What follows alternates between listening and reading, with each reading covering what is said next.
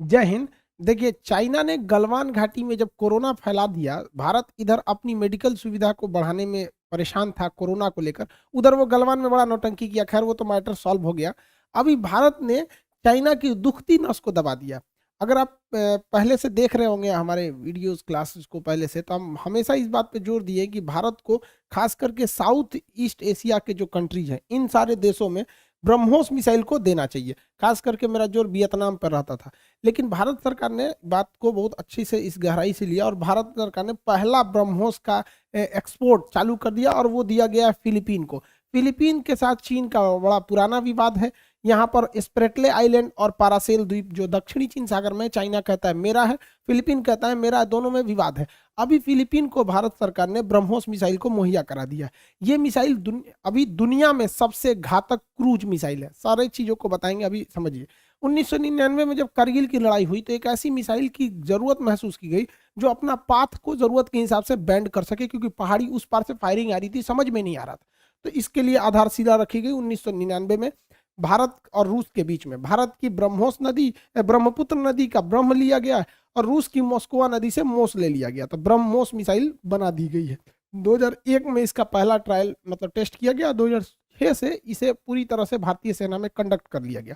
उसके बाद से और आज तक इसके कई सारे सुधार हुए हैं, कई सारे वर्जन आए गए हैं और उसके और ज्यादा घातक और एडवांस बनाया गया इस मिसाइल को। इस मिसाइल की कई खासियत है, उसे हम समझ जाते हैं। इसे कई जगहों से आप फायर कर सकते हैं। ये सुपरसोनिक है। सुपरसोनिक उसे कहते हैं जो आवाज की रफ्तार से भी तेज चलता है। इसके 3.5 मेक का है। 3.5 मेक का मतलब होता है ध्वनि की चाल से 3.5 गुना। 1 मेक मतलब ध्वनि की चाल के बराबर, 2 मेक मतलब 2 गुना, 3 मेक मतलब 3 गुना। ये 3.5 मेक है, यानी लगभग 1.2 किलोमीटर पर सेकेंड। 1 सेकेंड में 1.25 किलोमीटर निकल जाता है, इतनी तेज रफ्तार का है। ये रैमजेट इंजन पे काम करता है।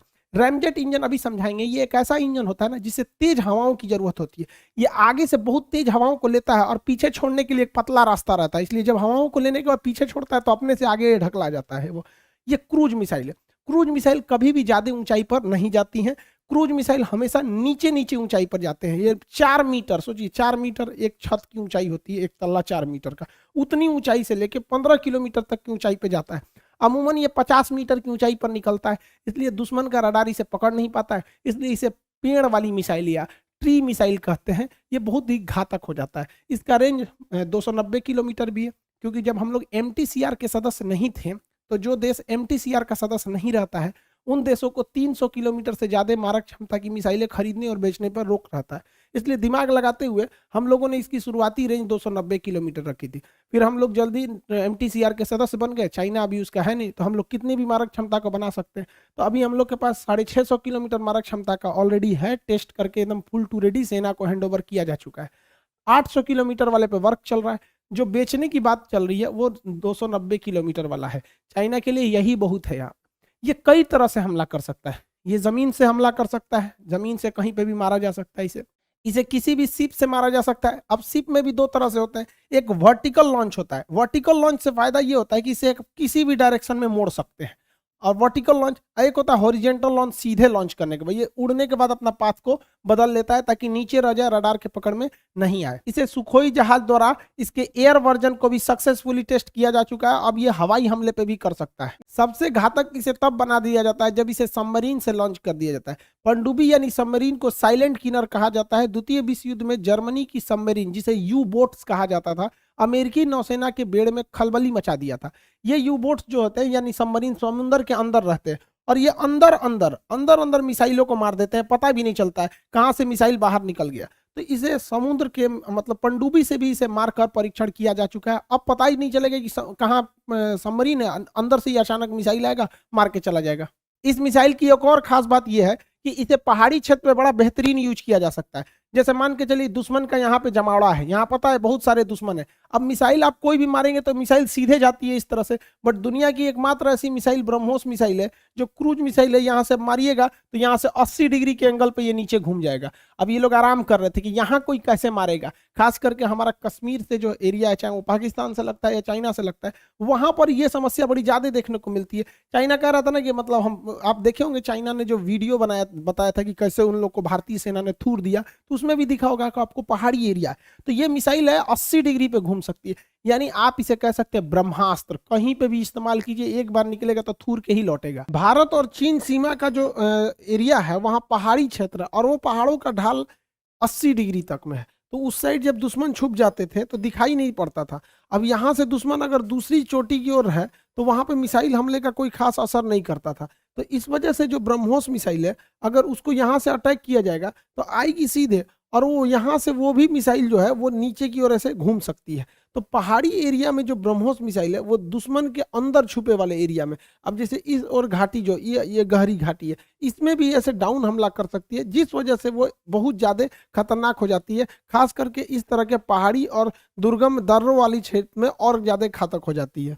इसके टेक्निकल स्पेसिफिकेशन को समझते हैं। जब ब्रह्मोस मिसाइल मारी जाती है तो इसके रास्ते जो होते हैं, फ्लाइंग पीरियड, उसे दो भाग में बांटते हैं। एक शुरुआती वाला होता है जिसे मिड कोर्स कहते हैं, जब ये अपनी मतलब टारगेट की ओर बढ़ रहा होता है। उसके बाद टर्मिनल फेज होता है। शुरुआत में जैसे मान के चलिए 300 किलोमीटर मारना है, तो शुरुआत में तो ये पता चल जाता है ना कि मारना किस एरिया में। जैसे मान के चलिए कि हमको लाहौर के पास या फिर बीजिंग के पास हमला करना है, तो पहले मिसाइल को बीजिंग तक पहुंचाइए, तो उसके बाद वो अपना एक्यूरेसी को ध्यान रख लेगा। तो जब वो अपने टारगेट के करीब पहुंचता है तो उसे मिड कोर्स कहते हैं। इस दौरान इसे रडार द्वारा रास्ता दिखाया जाता है कि भाई ये दाहिने बाएं ऊंचा नीचे इधर पहुंच जाओ।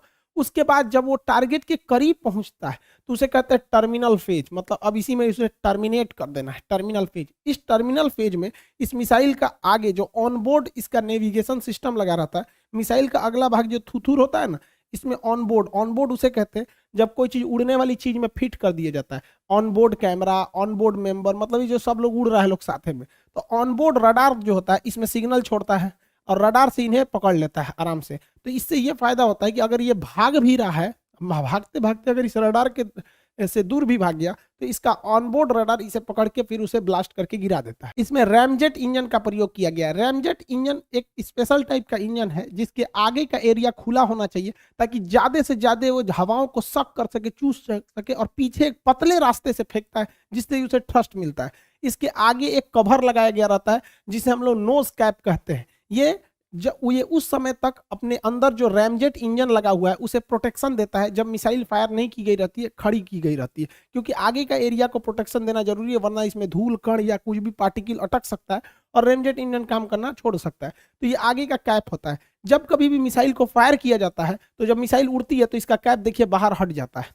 लेकिन कुछ ऐसी भी सिचुएशन आते हैं जब मिसाइलों को पहले ही पूरी बॉडी को कवर करके रखा जाता है। देखिए ये कैनिस्टर में पूरी बॉडी को कवर करके रखा है, तो इसमें ना वो कैप लगाने की जरूरत नहीं। देखिए ये तो बाहर निकलवा कर इसे थूथूर झांक रहा है, तब इसका इसे खुला हुआ है, कैप लगाने की यहाँ पे जरूरत नहीं है। लेकिन कैप इसलिए लगाया जाता है कि इंजन क्या करे, सॉफ्ट रह सके, सेफ रह सके। ये इसे हम लोग कहते हैं नोज कैप। इस रैमजेट इंजन की सबसे बड़ी खराबी होती है ये डायरेक्ट स्टार्ट नहीं हो सकता है। पहले तो इसको हाई स्पीड चाहिए, इसमें बहुत तेजी से हवाएं आएंगी और ये हवाएं जब अंदर घुस के पीछे से निकलेंगी तभी ये स्टार्ट हो सकता है, अदरवाइज में चालू नहीं होगा। तो भैया इसको उतना हाई स्पीड देगा कौन? तो इसके लिए इसके पीछे एक सॉलिड इंजन लगा दिया जाता है। सॉलिड इंजन वैसे होता है जैसे दिवाली का रॉकेट होता है, मारेंगे माचिस धड़ाम से उड़ा ले जाता है, वैसे ये दिवाली के रॉकेट। अब इसमें माचिस थोड़े मारिएगा आप, अजीब, तो समझदार हैं आप लोग। तो ये यहाँ रहता है सॉलिड इंजन। ये सॉलिड इंजन इसको बहुत तेज ढकेलता है, बहुत तेज ढकेलता है, और जैसे ये धकेलेगा आगे का ये थुतुर खुल जाएगा। अब यहाँ देखेंगे तो यहाँ इतना बड़ा इसका खोल है, मुंह है, इसमें हवाएं तेजी से आती हैं, हवाएं तेजी से आती हैं। अब पीछे निकलने का यहाँ छोटा सा जगह दिया गया है, हल्का सा। अब भाई घुसने का तो हवाएं घुस गई, निकलने का जगह ही नहीं है, निकलेंगी तो इसको धड़ाम से आगे की ओर ढकेलेगी। बीच वाले हिस्सा में रहता है लिक्विड फ्यूल। तो ये दो तरह के स्टेजेज पे चलता है। पहला स्टेज केवल इसे प्रारंभिक लिफ्ट देता है ताकि रैमजेट इंजन को स्टार्ट किया जा सके। अब काम चालू होता है रैमजेट इंजन का जो लिक्विड फ्यूल पर काम करता है। देखिए ये ब्रह्मोस मिसाइल का अंदर का सीन है। यहाँ अंदर देखेंगे ये बाहर से खोल है, यहाँ पर ये सॉलिड इंजन है, यहाँ पर इसका लगा हुआ है ये क्या नाम है, रैमजेट इंजन। ये आगे वाला हिस्सा ये केवल लड़ाई के काम में आता है। ये ब्लैक वाला हिस्सा देख रहे हैं, ये तो कैप लगा हुआ है। ब्लू वाले हिस्सा में नेविगेशन सिस्टम वगैरह है। यहाँ देखिए ये जो है ब्लैक वाला हिस्सा, इसमें रडार वगैरह है। ये कैप नहीं, कैप तो निकल जाता है बाहर, वहां पे ये रडार है, ये कंट्रोलिंग सिस्टम है। पीछे में बारूद भरा हुआ था, यही है वारहेड। ये बीच वाला हिस्सा जो है रेड वाला देख रहे हैं, ये वारहेड। बाकी का जितना मिसाइल है इतना परसेंट, ये तो केवल उसे ले जाने का काम करता है। ये आगे वाला हिस्सा रास्ता दिखाने का काम करता है। बीच का ये जो हिस्सा है यही मेन तबाही लाता है, जिसे हम विस्फोटक एक्सप्लोसिव कहते हैं। अब ये काम कैसे करेगा? तो भाई पहला स्टार्ट तो हो गया इसका फर्स्ट फेज, सॉलिड इंजन। ये ढकेलेगा, आगे का कैप हट जाएगा, हवा अंदर घुसेगी, निकलने का बहुत पतला रास्ता इसलिए ढकेलेगी। लेकिन केवल हवा के ढकेलने से ये नहीं जा सकता है। अब इसका मेन प्रिंसिपल समझिए। देखिए ये है हमारा रैमजेट इंजन। यहाँ अगर आप ध्यान देंगे तो आगे से ये हवाओं के घुसने का रास्ता है, यहाँ से हवा घुस जाती है और जैसे हवा अंदर जाती है यहाँ पर एक फ्यूल होता है। फ्यूल क्या करता है? मिक्स कर दिया जाता है, उसमें फुहारा मारा जाता है। एक नोजल होता है जो उसमें फुहारा, जैसे बचपन देखे लड़का पानी पी के ऐसे मारता है तो बूंद बूंद बन जाता है पानी उसका फ्यूल का, जो लिक्विड फ्यूल है वहां पर। तो हवाएं इसमें अंदर तो चली गई और अंदर इतनी स्पीड से गई हैं, इतनी स्पीड से, तो स्पीड भी बहुत है, हाई प्रेशर हो गया है और इसी में क्या मिला दिया गया है? फ्यूल मिला दिया गया है। अब ये हवाएं केवल हवा नहीं रह गई हैं, उसके अंदर फ्यूल है और जैसे ये आगे बढ़ती हैं ताकि इधर पीछे से निकल जाए, यहाँ तो फ्यूल मिला दिया गया, आगे बढ़ती है निकल जाए, तो यहाँ जालीनुमा देख रहे हैं इसमें लगा होता है स्पार्क पर, उस वहां चिंगारी मार देता है। अब यही हो गया बवाल। एक तो हवाएं घुसी थी बड़ी ज्यादा, बहुत ज्यादा हवाएं घुसी थी, उस पे से रास्ता पतला और उसमें मिला दिया फ्यूल। अब ये हवा सोच रही हम निकले तो ये इधर निकलेगा तो अपने इधर फेंक देगा और उस पे से यहाँ लग गया स्पार्क, यहाँ लग गया आग। आग लगने के बाद हवाओं का इतना भयानक प्रेशर हो जाता है, टेम्परेचर इतना भयानक होता है कि इधर से निकलती हैं मिसाइल को आगे बहुत तेज से लेके चली जाती है। यही प्रिंसिपल होता है रैम जेट इंजन का, कि पहले तो जहाज या किसी भी मिसाइल को, मतलब मेनली ये मिसाइलें में यूज होता है या फिर लड़ाकू जहाज में यूज होता है, पैसेंजर वाले में यूज हो जाएगा, रैम जेट जहाज ही उड़ जाएगा। जब हम छोटे थे तो भारत का MiG-21 जहाज देखते थे तो हमको लगता था कि इंजीनियरों से एक बहुत बड़ा गलती हो गया, इसको बनाया कैसे है, यहाँ इस तरह से खोखला बना दिया है, उसमें इस तरह से ये निकाला है, इसमें तो हवाओं को टकराएंगी तो जहाज तो चलिए नहीं पाएगा, ये तो हवाओं को और रोकेगा, इसको एकदम चोख बनाना चाहिए था। बाद में पता चला जैसे ये तो रैमजेट इंजन है, ये भी सेम सिस्टम पे काम करेगा। रैमजेट इंजन है, जब जहाज का प्रारंभिक इंजन इसे ढकेल के ऊपर ले जाएगा तब रैमजेट इंजन चालू होगा तो यहाँ बहुत तेजी से हवाएं इसके अंदर घुसेंगी, अंदर हवाएं जैसे घुसेंगी यहाँ पे अंदर जाएंगी यहाँ पर, तो यहाँ पे मिला दिया जाएगा इसमें फ्यूल टैंक से इसमें फ्यूल ईंधन मिला दिया जाएगा। ईंधन को स्प्रे करके मिलाया जाता है, सर पानी की तो धक धक धक नहीं फेंका जाता, स्प्रे करके मिला जाता है तो ये अच्छे से आग लग सके एक ही बार में।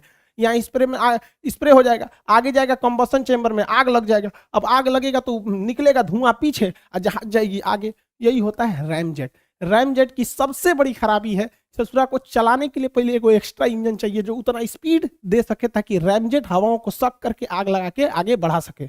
यहाँ आप पूरा डिजाइन समझिए, ये रैमजेट इंजन के सक करने के लिए इसका माउथ वाला हिस्सा यहाँ से एंट्री करेगा। ये शुरुआत का एरिया जो है ये यहाँ पर लगा होगा navigation system, control system, explosive. हवाएं जो जाती हैं वो इसके साइड से जाएंगी, हवाएं जाएंगी इसके साइड से ऐसे, और यहाँ जैसे जाएंगी हवाएं यहाँ पर उसमें फ्यूल मिला दिया जाएगा, यहाँ फ्यूल मिल जाएगा। उसके पीछे जैसे जाएंगी तो यहाँ पे रहेगा स्पार्क प्लग, यहाँ पे आग लग जाएगा और मिसाइल आगे बढ़ने लगेगी। शुरुआती से थ्रस्ट इसके पीछे का सॉलिड इंजन देता है, सॉलिड इंजन, और ये आगे बढ़ेंगे जहाँ लास्ट में टकराएगा यही वाला हिस्सा ब्लास्ट कर जाता है, एक्सप्लोजिव। रास्ते में इसका डायरेक्शन भी चेंज किया जा सकता है। जिस तरह पक्षियों के पंख होते हैं ना, इधर मुड़ना है इधर मुड़ना है, जहाज में भी होता है वो अपना डायरेक्शन चेंज करने के लिए, वैसे इन मिसाइलों में भी होता है। यहाँ देखिए ये जो इसके विंग्स हैं ये इसके डायरेक्शन को बदल सकते हैं, अर्थात अगर मान के चलिए मार दिए मूविंग एरिया में है तो ये अपने से इसके आगे रडार लगा हुआ है, ऑनबोर्ड रडार। अगर जहाज इधर उधर भागेगा या टारगेट भागेगा ना तो दौड़ा के थूर देगा इसको। लेकिन कुछ ऐसी मिसाइलें होती हैं जिनमें ये आगे रडार नहीं लगा होता है या विंग्स वगैरह उतना मतलब एक्टिव नहीं रहते हैं, तो ऐसी मिसाइलों को मार के कहा जाता है कि अब आप इसे गाइड नहीं कर सकते हैं। इसलिए ऐसी मिसाइलों को कहा जाता है मारो और भूल जाओ, मतलब दागो और भूल जाओ। उसको मतलब बोलते हैं फायर एंड फॉरगेट, इस टाइप का मिसाइल, दागो और भूल जाओ मिसाइल। जैसे नाग मिसाइल चेंज नहीं कर सकते उसका रास्ता, तो मार के भूल जाइए, लगा कि नहीं लगा इस मतलब नहीं होता है। तो ये आप इसका बेसिक कॉन्सेप्ट समझे। भारत अब ब्रह्मोस मिसाइल के टेक्नोलॉजी को और बढ़ाना चाहता है। इसमें भारत ना एक ब्रह्मोस मिसाइल का next generation BrahMos NG develop कर रहा है।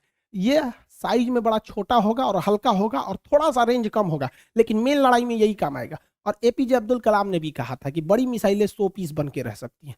तो भाई साहब जो मिसाइल मैन ऑफ इंडिया कह रहे हैं कि 100 पीस बन के रह सकती है, हम आपसे क्वेश्चन पूछते हैं मिसाइल वुमेन ऑफ इंडिया किसे कहते हैं, कमेंट करके बताइएगा। तो ब्रह्मोस एनजी जो है ये छोटा होगा नेक्स्ट जनरेशन का, सबसे घातक होगा ब्रह्मोस 2। ब्रह्मोस 2 को हाइपरसोनिक बनाया जाएगा। ये दुनिया की फर्स्ट, अभी भी ब्रह्मोस दुनिया की सबसे फास्ट क्रूज मिसाइल है, मतलब जो नीचे नीचे जाती है, और दुनिया की सबसे ज्यादा एक्यूरेसी इसी की है 1 मीटर। मतलब अगर हम 600 किलोमीटर दूर से मारेंगे ना तो 1 मीटर आगे पीछे हो सकता है। मान के चलिए 600 किलोमीटर दूर, यहाँ से हम अभी बैठे हैं पटना में, और यहाँ से अगर कोई लखनऊ से हमारे ऊपर निशाना बनाया ना, यहाँ से 600 किलोमीटर है, वहां से तो हमारे ऊपर निशाना बनाया, तो केवल 1 मीटर की ही डिफरेंस हो सकता है। मान के चलिए मेरे माथा पे बनाया तो मेरे पैर पे लग सकता है, इतना जबरदस्त इसकी एक्यूरेसी है। और जब बन जाएगा ब्रह्मोस 2 हाइपरसोनिक, तब तो बहुत जबरदस्त तबाही लाएगा। भारत 1962 का बदला जरूर लेगा, लेकिन कहा जाता है कि बहादुरी और बेवकूफ़ी में यह अंतर होना चाहिए। तो हम लोग धीरे धीरे अपने हथियारों का जखीरा बढ़ा ले, 1962 का बदला तो साला लेके रहेंगे हम लोग। तो ये डेवलप हो रहा है और धीरे धीरे ब्रह्मोस को और एडवांस किया जा रहा है।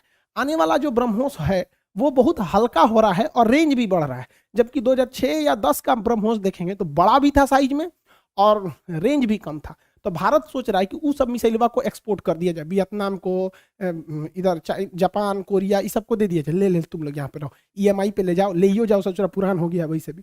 और भारत जो अभी बना रहा है वो हल्का भी है, छोटा भी है, और घातक और दूर तक भी मार रहा है। तो ये बहुत बेहतरीन डीआरडीओ के वैज्ञानिकों ने काम किया, ऐसे वैज्ञानिकों को नमन। चाइना का एक और सरदर्द हो गया कि हिंद महासागर में एक छोटा सा द्वीप है मॉरिशस। ये मॉरिशस में भारतीय नौसेना अपना अड्डा को बहुत तेजी से डेवलप कर रही है। अब चाइना को लगता है कि भैया हम यहाँ से हिंद महासागर से नीचे से जाएंगे, अफ्रीका वाले एरिया में रहेंगे, यहाँ से भी अब भारतीय नौसेना यहाँ बढ़ रही है। तो हिंद महासागर में चाइना को जो बार बार थोड़ा सा हिंद महासागर में भी उल्टा सीधा काम करता है, तो इस एरिया में तो हम लोग की मुख्य भूमि ही बहुत है, नीचे करेगा तो इधर से ठोका जाएगा यहाँ पे। तो दोनों ओर से उसे घेरा जा रहा है चाइना को। आई होप आप ब्रह्मोस मिसाइल के बारे में समझे होंगे।